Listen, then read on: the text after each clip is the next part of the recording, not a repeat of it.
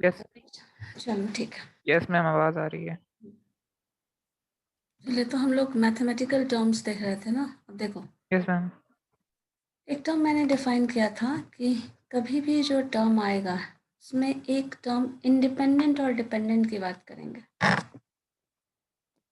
ठीक है, जैसे देखो उसमें दो। मैम थोड़ा कैमरा और नीचे कीजिएगा।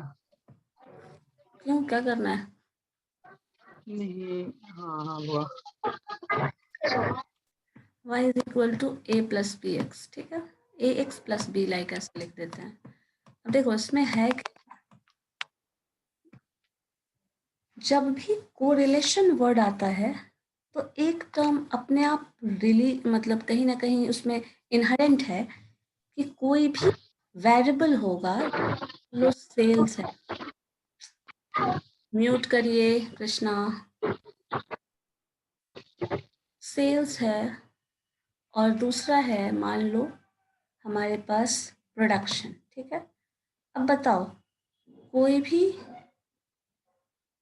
एक टर्म तो ज़रूर होगा जिस पे दूसरा डिपेंड कर रहा है, क्योंकि प्रोडक्शन और सेल में कोई एक टर्म है जिस पे डिपेंड करता है दूसरा। क्या होगा जिस पे सेल डिपेंड कर रहा है? या प्रोडक्शन पे सेल डिपेंड कर रहा है या सेल पे प्रोडक्शन डिपेंड कर रहा है? कोई एक टर्म ज़रूर है जिस पे दूसरा डिपेंड कर रहा है। बताइए ऐसा होगा या नहीं? Yes ma'am. जिस पे भी, जैसे इनकम एक्सपेंडिचर, सबसे सिंपल आप टर्म ले सकते हैं इनकम और एक्सपेंडिचर। मान लीजिए तो पहला जो टर्म है इनकम, कहीं ना कहीं इसी पे आपका एक्सपेंडिचर डिपेंड करेगा। ठीक है, जब भी डिपेंड करेगा, क्योंकि आपके पास जितना इनकम होगा खर्च तो उतना ही करोगे ना, उससे ज़्यादा तो खर्च नहीं कर सकते। तो वही चीज़ यहाँ बताना चाह रहा है, दो वेरिएबल के बीच जब आप रिलेशन मेजर करना शुरू करते हो तो आपके पास एक टर्म ऐसा होता है जो इंडिपेंडेंट होता है और दूसरा टर्म होता है जो इस इंडिपेंडेंट वेरिएबल पे डिपेंडेंट होता है। जैसे अगर इनकम एक्सपेंडिचर की बात करें तो इनकम जो है वो हमारा इंडिपेंडेंट वेरिएबल हो गया, तो इसको हम इंडिपेंडेंट वेरिएबल बोलते हैं। ठीक है, आई वी, ये आई तो आप लोग जानते नहीं होंगे, आई वी इंडिपेंडेंट वेरिएबल। ठीक है, और जो डिपेंड करता है इस इंडिपेंडेंट वेरिएबल पे, that is what, dependent variable. इसका भी टर्म वहीं से शुरू हुआ, बिकॉज आप कोरिलेशन की बात कर रहे हैं, there must be two variable. और टू वेरिएबल है तो कौन किससे रिलेटेड है, किस लेवल तक ये देखना है, तो किसी एक पे दूसरा डिपेंड करता है। तो फर्स्ट जिस पे डिपेंड करता है ये डिपेंड करता है इस पे, so this is dependent variable. और ये इंडिपेंडेंटली कोई भी वैल्यू लेता है, सो ये इंडिपेंडेंट वेरिएबल। इस तरह का इक्वेशन हमें मिल सकता है। यहाँ पे ए जो है वो ये बताता है कि आपने अगर x का वैल्यू ये लिया तो जो भी एवरेज चेंज y में होगा वो a है। b कुछ भी एक्स्ट्रा टर्म हो सकता है, मान लो इंडिपेंडेंट वेरिएबल है, साथ में कुछ और भी फैक्टर्स है। कभी कभी जैसे फ्रेंडशिप का ही बात करते हैं, जैसे मान लो इनकम एक्सपेंडिचर है तो इनकम पे एक्सपेंडिचर तो डिपेंड करता है, साथ में मान लीजिए आपके पास पहले से बहुत वेल्थ है तो हो सकता है इसका भी इम्पैक्ट आ जाए कहीं ना कहीं एक्सपेंडिचर पे। कुछ और टर्म है जो इनकम को और फैक्टर्स है जो अफेक्ट कर रहा है, तो ये है। तो इस तरह से जो इक्वेशन हमारे पास बन रहा है वो y is equal to a x plus b ऐसा बन रहा है, जहाँ b कुछ एक्स्ट्रा फैक्टर्स, अगर कोई एक्स्ट्रा फैक्टर नहीं है तो मान लो b इज इक्वल टू 0 है, ऐसा भी हो सकता है। x जो है इनकम, इनकम भी बहुत सारे फैक्टर्स, बहुत सारे सिचुएशन, बहुत सारे कंडीशन पे डिपेंड करता है। तो जो भी वो टर्म, वो कंडीशन, वो सिचुएशन होगा वो कहीं ना कहीं ये बताता है। या फिर जो एवरेज चेंज, इसको अगर हम मैथमेटिकली डिफाइन करें तो ये होता है average change in y, average change in y with changing variable of x जो है वो रिप्रेजेंट करता है ए, मतलब constant associated with that variable x. और रिलेशन, सबसे अच्छा रिलेशन अगर एग्जाम्पल के फॉर्म में याद रखना है, इनकम एक्सपेंडिचर याद रख सकते हो, सेल्स प्रोडक्शन याद रख सकते हो, कुछ भी ऐसा टर्म जहाँ एक पे दूसरा डिपेंड करता है, वो आप एज अ एग्जाम्पल याद करके रख सकते हैं। तो आपके पास जब भी कोरिलेशन टर्म आएगा तो कहीं ना कहीं एक है जो डिपेंडेंट होगा दूसरे पे। जैसे देखो, एक स्टडी है जो पटना के लिए ही किया गया था, बेसिकली बिहार के लिए, जिसमें कहा गया था कि कोरिलेशन, कोरिलेशन मीन्स आप समझ रहे हैं क्या रिलेशन की बात कर रहे हैं, correlation between police and criminals, ठीक है, correlation between police and criminals वो है, वो पॉजिटिव है। अगर वो कोरिलेशन पॉजिटिव है, इसका मतलब क्या हो सकता है, कोई बता सकता है? Correlation between police and criminals is positive.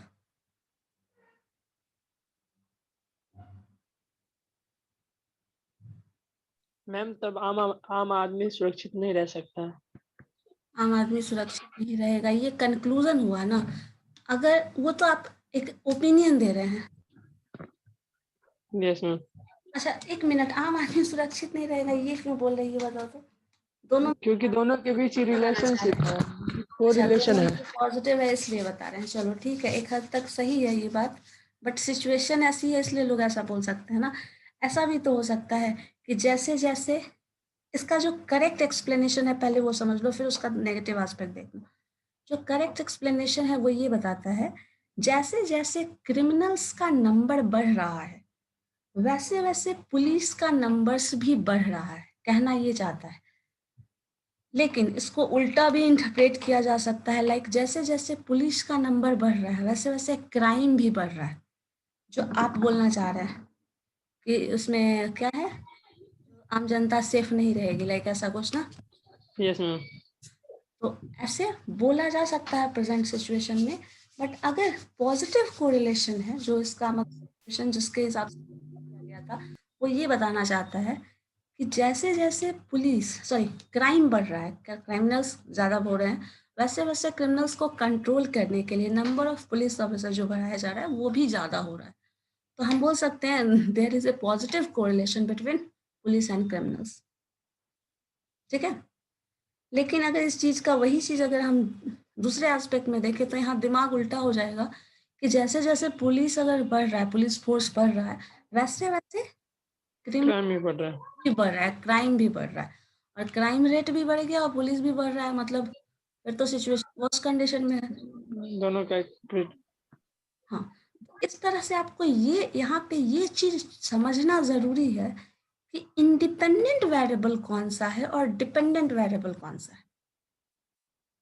यहाँ ये इंपॉर्टेंट फैक्टर होता है, क्राइम इंडिपेंडेंट फैक्टर है, क्राइम पे पुलिस, क्रिमिनल्स पे पुलिस डिपेंडेंट है, या पुलिस पे क्रिमिनल्स डिपेंडेंट है। अगर ये फैक्टर आप अच्छे से कंक्लूड कर पाए कि कौन सा इंडिपेंडेंट और कौन सा डिपेंडेंट है, तब आपको कंफ्यूजन वाला केस नहीं आएगा। लेकिन अगर ये चीज़ समझ में नहीं आया, कौन इंडिपेंडेंट कौन किस पे डिपेंड करता है, बहुत लोग ऐसा भी बोल सकते हैं एक्सपेंडिचर पे इनकम डिपेंड करता है। अब आप एक्सपेंसेस बढ़ा दो, इनकम बढ़ाने के लिए क्या करोगे, फिर वही ऑप्शन है, क्या है या नहीं, बताइए। Yes ma'am. Yes ma'am.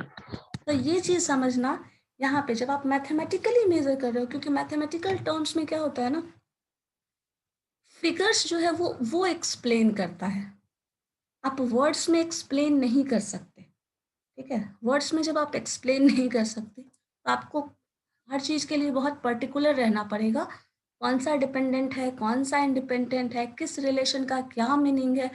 तो ये जो टर्म है वो आपको एक्सप्लेनेशन के हेल्प से देना होता है, दोनों टर्म क्लियर करना होता है। मतलब आपको एक्सप्लेनेशन के टर्म से ये बताना होगा कि इसका क्या मतलब है, इनकम और एक्सपेंडिचर में जो रिलेशन है उस रिलेशन का क्या मतलब है, और उसको मैथमेटिकली शो करना है। शो करेंगे मैथमेटिकली, क्योंकि मैथमेटिकली शो जब हम करते हैं तो वो हमेशा ज़्यादा ऑथेंटिक माना जाता है। मान लो किसी ने कह दिया, कोई स्टेटमेंट बोल रहा है कोई भी, आप उसको मान लो। अगर आप उसको मान लिए तो ठीक है, आप मान सकते हैं। लेकिन आप कभी-कभी ये भी तो पूछ सकते हैं, ये स्टेटमेंट आपने जो दिया है वो किस रेफरेंस पे दिया है, किसके बेसिस पे दिया है। एक कंक्लूजन पहुंचने के लिए हमें भी आपकी बात समझने के लिए, मानने के लिए हमें भी एक ऑथेंटिक इन्फॉर्मेशन चाहिए, एक ऐसा इन्फॉर्मेशन चाहिए जिस पे हम रिलाई कर सकें। अब वो समय तो है नहीं, जो पास्ट में हुआ करता था, कोई फिलोसोफर कुछ स्टेटमेंट बोल दे और सारा दुनिया उसी को सच मान लेता था। मैक्सिमम केसेस में ऐसा होता था, ऐसा हुआ है ना? बहुत बार बहुत सारी ऐसी बात है जो बोलते हैं, या किसी ने कह दिया, मान लो ऐसा किसी पर्टिकुलर इंसान ने कह दिया, तो हम वही मान के चले गए, जो कि पहले का बहुत सारा थ्योरीज ऐसा होगा, जो आपने भी शायद पढ़ा हो, कि ऐसा इन्होंने कहा था, तो ऐसा है, ये मानते हैं, उसके पीछे कोई लॉजिक नहीं था। लेकिन अब जो टर्म्स दिए जाते हैं, जितना भी स्टेटमेंट्स, जितने भी टर्म्स जो प्रूफ किए जाते हैं, उसके पीछे एक मैथमेटिकल एविडेंस होता है, मैथमेटिकल डेटा होता है, जो डेटा उसको एविडेंस देता है, कहीं ना कहीं उसको करेक्ट इंफॉर्मेशन देता है। मतलब ये मान सकते हैं कि जो इन्फॉर्मेशन आपसे दिया जा रहा है, आपने दिया है, that is an authentic information, और हम उस पर रिलाई कर सकते हैं। और रिलाई कर सकते हैं तो कितना रिलाई कर सकते हैं, किस लेवल तक रिलाई कर सकते हैं, ये भी बता दिया जाता है कि आप इस लेवल तक रिलाई कर सकते हैं इस पर्टिकुलर थ्योरी पे। जितने भी क्वांटिटेटिव मेथड्स हैं, जितना भी टर्म्स है, क्योंकि मेरिट्स डिमेरिट्स हर जगह आपको बता दिया जाता है, तो आप कितना रिलाई करने वाले हो उस बात पे, वो भी कहीं ना कहीं एक्सप्लेनेशन में मिल जाता है हमें। तो इसलिए अब जो भी थ्योरीज होती हैं, जो भी टर्म्स होता है, जो भी डेफिनेशन होता है, उसको मैथमेटिकली करेक्ट है या नहीं, उसको ये हम सबसे पहले वेरीफाई करते हैं। और यही वेरिफिकेशन करने के लिए हर थ्योरीज में आप देखते होंगे, कहीं ना कुछ मैथमेटिकल टर्म्स जरूर डिस्क्राइब किया जाता है, और उसी के बेसिस पे हम रिजल्ट्स देते हैं। ठीक है, तो हमारे पास जो रिलेशन डिफाइन किया जाएगा कोरिलेशन का, वो हमेशा एक इक्वेशन के फॉर्म में आपको मिलेगा, और वो इक्वेशन जो होगा वो इस तरह का होगा, जहाँ ए और बी जो है दैट इज अ कांस्टेंट। ठीक है, एक कांस्टेंट है, और जो आपका दूसरा टर्म x और y है दैट इज वेरिएबल। x और y जो है वो आपका वेरिएबल है। ठीक है, जिसमें आप और वेरिएबल किसको बोल रहे हैं, जिसमें आप रिलेशन डिफाइन कर रहे हैं। डिफाइन कर रहे हैं जिसमें रिलेशन पता चल रहा है। हाँ, और ए भी कोई भी कांस्टेंट टर्म हो सकता है। ठीक है, क्लियर है इतना? Yes ma'am. अब देखो, इसके बाद हम कोरिलेशन में कुछ टर्म्स डिफाइन करते हैं। बेसिकली कोरिलेशन को आर से रिप्रेजेंट किया जाता है। ठीक है, कोरिलेशन का जो टर्म है, जो डेफिनेशन है, जो नोटेशन है, इन शॉर्ट नोटेशन करो, आर से डिफाइन किया जाता है। और रिलेशन अगर एक्स वाई वेरिएबल के बीच में है तो हम लोग जनरली लिख देते हैं r x y. R x y means relation between x and y. ठीक है, and this is equal to, ये जो है दिस इज इक्वल टू, एक टर्म आएगा, अब बताते हैं, covariance. Covariance between x and y divided by under root variance of x into variance of y. ठीक है, ये टर्म आपके पास है। ये मैथमेटिकल डेफिनेशन है कोरिलेशन का, जो इस फॉर्म में डिफाइन किया जाता है। बाकी सारा आपका एक्सप्लेनेशन बेस्ड है, रिलेशन मेजर कर रहा है, कहीं ना कहीं कुछ और टर्म्स बता रहा है, बट यहाँ जो बता रहा है this is the mathematical formula. जैसे आप मीन का पढ़े थे, मीडियन का पढ़े थे, वेरियंस का पढ़े थे, तो उस तरह से कोरिलेशन का जो फॉर्मूला है दैट इज दिस वन। यहाँ पे वेरियंस तो आपको पता है क्या है, कोरिलेशन टर्म भी मोर और लेस समझ गए क्या है। ये टर्म जो है वो क्लियर नहीं होगा, है ना? अब देखो, इस कोवेरियंस को हम कैसे डिफाइन करते हैं। अब देखो, कोवेरियंस जो टर्म है वो ये है, हमारे पास रिलेशन था y is equal to a x plus b. ठीक है, अब अगर हम x में कुछ भी चेंज करेंगे, मान लो x का वैल्यू हम 1 रख दें, ठीक है, क्योंकि आप इंडिपेंडेंट वेरिएबल जैसे नंबर ऑफ पुलिस और नंबर ऑफ क्रिमिनल्स वाला मैंने एग्जांपल दिया, मान लो यहाँ 10,000 क्रिमिनल्स थे, यहाँ कुछ उसके अकॉर्डिंग पुलिस होगा, तो ये सब नंबर आप डाल सकते हैं। एक्स का कोई पर्टिकुलर वैल्यू आप इंडिपेंडेंटली, जो इंडिपेंडेंट है उसका वैल्यू पुट करना है, क्योंकि ये इंडिपेंडेंट है और इस पे ये डिपेंडेंट है। प्रोडक्शन, सेल, इनकम ये हो, मतलब सॉरी इनकम ये है और एक्सपेंडिचर इस पे डिपेंडेंट है। तो आपको इनकम का वैल्यू, सपोज आपको इनकम 100 रुपीज़ है, मान लिया ये, तो ये हमारा इनकम है और इसके बेसिस पे हमारा एक्सपेंडिचर निकल रहा है। तो जो इनकम में आप वैल्यू डाल रहे हैं, तो एक्सपेंडिचर का, मान लो 100 रुपीज़ है, ये हमारा 75 रुपीज़ एक्सपेंडिचर है, जिसमें हम 25 रुपीज़ सेविंग कर ले रहे हैं, सपोज ऐसा कुछ हो। तो जो चेंज आप एक्स में कर रहे हो, ठीक है, उसकी वजह से जो चेंज वाई में आ रहा है, एक्स में जो आपने वैल्यू रखा उससे जो वाई का वैल्यू चेंज हो रहा है, सपोज दूसरे केस में आप 200 रुपीज़ डाल दो, अब इस पे जो चेंज आ रहा है, मान लीजिए 180 रुपीज़ खर्च किया हमने, एक्सपेंडिचर हमारा ये है। तो अगर ये जो टर्म आ रहा है, एक में आप वैल्यू बदल रहे हो और दूसरे में जो चेंज दिख रहा है, इसी टर्म को हम कोवेरियंस डिफाइन करते हैं, ठीक है। कोरिलेशन क्या है? रिलेशन बिटवीन टू वेरिएबल, दो वेरिएबल है एक्स और वाई, एक में हम एक फंक्शन इस तरह से डिफाइन हो रहा है, एक में चेंज करेंगे दूसरे पे इम्पैक्ट आएगा। जैसे आप फ्रेंड की ही बात करें, जैसे आप रिएक्ट करोगे आपका फ्रेंड भी वैसे रिएक्ट करने वाला है। तो कहीं ना कहीं आप दोनों पे ही डिपेंड करता है कि कैसा रिलेशन होगा।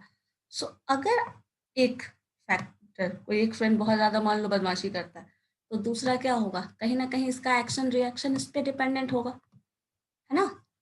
तो यही चीज़ जब एक पे दूसरा डिपेंड करता है, तब हम उसे कोवेरियंस से डिफाइन करते हैं। मतलब एक्स जो है, इसमें जो चेंज आया, एक में जो चेंज आया, मान लो आपका फ्रेंड बहुत ही वियर्ड वे में बिहेव करने लगा, कल से बात नहीं कर रहा, लाइक ऐसा कुछ, तो अब उसकी वजह से आप में भी कुछ चेंजेस दिखेगा, भले वो टेम्पररी चेंज हो, हम पूरा बिल्कुल ma'am, relation of course define नहीं मुझे कर रहे हैं। हाँ, ये चेंज कुछ दिखेगा ना, वो जो टेम्पररी चेंज है वो हम देखते हैं, दोनों में वेरिएशन जो दिख रहा है, एक का रखने पे दूसरा का जो, दैट इज कोवेरियंस। तो कोरिलेशन जो है, जो चेंजेस दिखे हमें वो, और उसका रेशियो निकाल रहे हैं under root variance of x and variance of y से, ये जो होगा दैट इज द कोरिलेशन।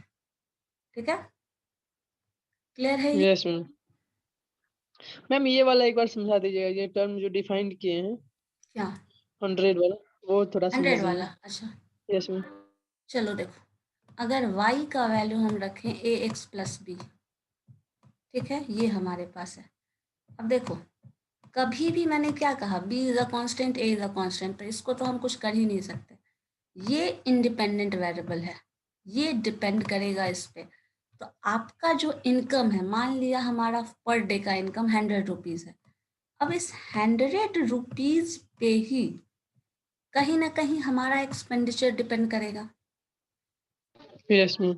या तो हम पूरा का पूरा 100 खर्च कर दें, या तो कुछ भी ना खर्च करें, या तो जो भी करें, तो कहीं ना कहीं ये तो डिपेंड इसी पे करेगा। अब डेटा देखेंगे तो हमारे पास एक्स और वाई का कुछ वैल्यू आएगा।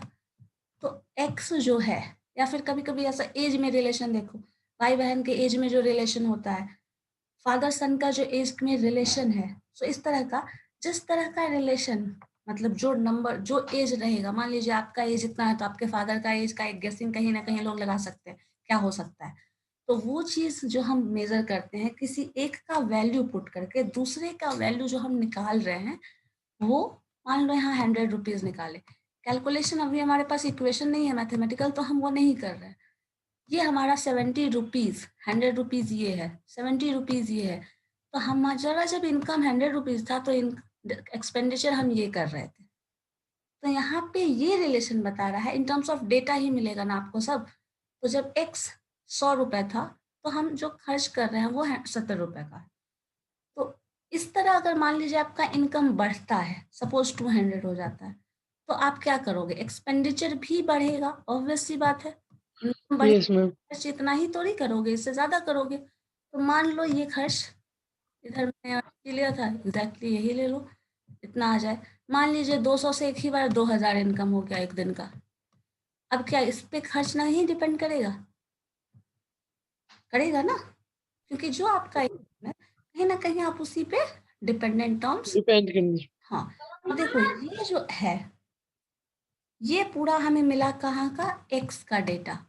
ये हमें पूरा कहाँ मिला, ये मान लो अब कुछ ले लो 1800 रुपये, ठीक है, इस तरह का ये है। अभी ये जो मिला डेटा वो हमें क्या मिला, y का डेटा। देखो इस डेटा का वेरिएशन निकाल सकते हैं आप, जरा देखिएगा इस चीज़ को। कैसे फॉर्मूला यूज़ करना है वो चेक करने के लिए।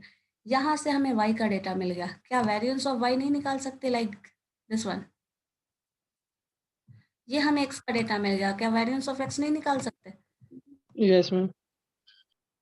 और कोवेरियंस भी निकाल सकते हैं, कैसे निकालना है वो भी हम बताएंगे। दोनों को इंटू करके। दोनों को मल्टीप्लाई करके निकालते हैं, समेशन करके निकालते हैं, यस मैम। हम ये निकालेंगे और इससे जो रेशियो मिलेगा वो रेशियो ये होगा। रिलेशनशिप।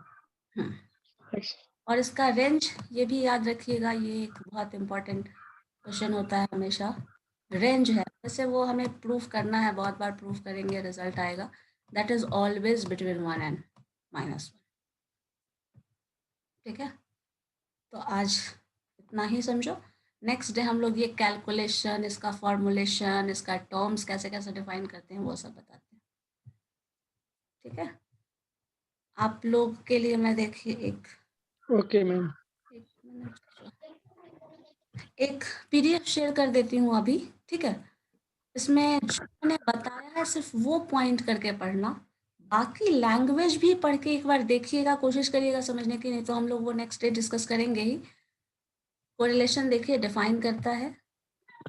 कुछ टर्म है जो हो सकता है बहुत समझ में नहीं आई, ये वाला टर्म आपको हो सकता है, एक ई वर्ड लगा है ना यहाँ एक्सपेक्टेशन, जो आपके लिए अभी कैपेबल नहीं है समझने में, बट ये समझा जा सकता है, ठीक है, ये वाला पोर्शन एक बार ओके मैम। स्टडी करके देखना, फिर हम लोग नेक्स्ट डिस्कस करते हैं कि क्या कर रहे हैं। ओके डेराइवेशन एंड ऑल हम लोग नेक्स्ट करेंगे। Okay okay ma'am. Thank you ma'am.